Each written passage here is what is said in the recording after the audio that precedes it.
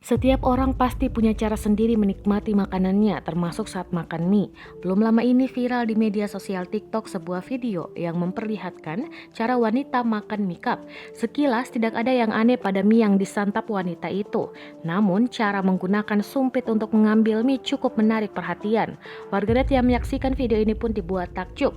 Diketahui sumpit adalah alat makan populer di negara-negara Asia Timur, di antaranya Jepang, Cina, Korea, dan Hong Kong serta Taiwan.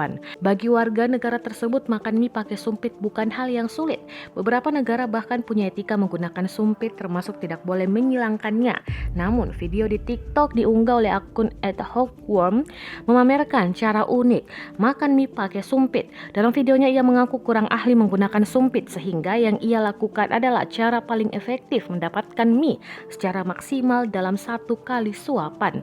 Jadi, akun tersebut menggunakan sumpit dengan dua tangan untuk memegang stick satu persatu.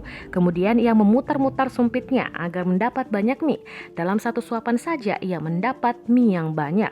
Seperti dikutip dari laman Unilet, pada Kamis 1 Juli 2021 video tersebut viral di media sosial dan telah ditonton lebih dari 12 juta kali. Banyak warganet yang setuju dengan cara tersebut, tapi ada juga yang tidak setuju.